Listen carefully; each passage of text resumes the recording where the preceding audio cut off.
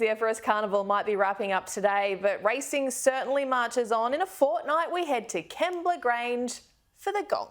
Yeah, CEO of the Illawarra Turf Club, Peter de Vries, joins us now. Good morning to you, Peter, and you must be looking forward to the Gong. Good morning, Julia. Good morning, Tim. Yes, it's fourth running of the Gong. It doesn't take long to become established, does it? What has a race like this done for the turf club, for the region? We were talking a little earlier in the program that it's been a pretty tough few years, and it's nice to see people getting back to the racetrack and really embracing days like this. We're getting very, very good response. We had a magnificent opening of the race in its first year. And then, of course, we were inhibited a bit by COVID restrictions in the next 2 years. But the response has been superb. To some extent, we had a Melbourne Cup day here on Tuesday, and our crowd was probably down a little bit. But I think the reason for that is that people are concentrating on the Gong. It's had that much of an impact on our racing program. It's big racing territory too, isn't it, where you live and many of the districts around the area of Wollongong. Yeah, and the history, the short history of it so far, has really allowed local trainers to take an active role. I mean, Counter Rupee, trained by Rob and Luke Vries, won last year, and the year before, Kerry Parker ran third with Think It Over, who went on to do amazing things after that. And I was having a look online last night. It looks like a lot of your tickets are sold out already. You guys are doing really well when it comes to the attendance. Isn't that a good thing? Yeah. Let's not say that's not to say that we still don't have room for people.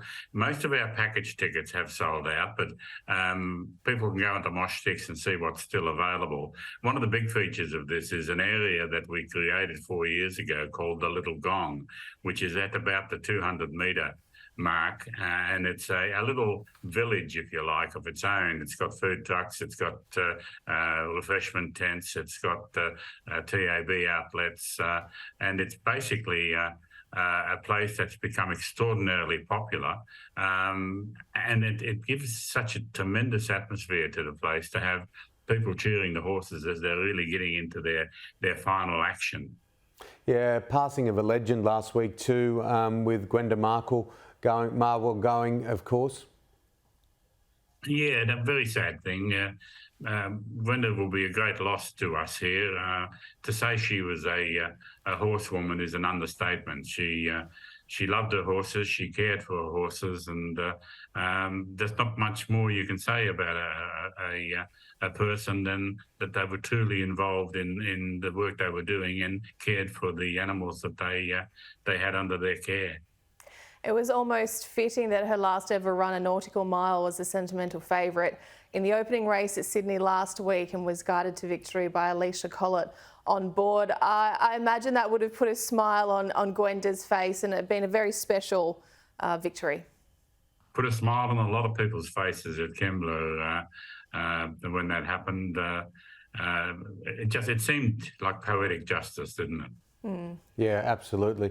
Well, getting back to racing and some of the initiatives that have been brought in over the past couple of years, how much has it helped Kembla?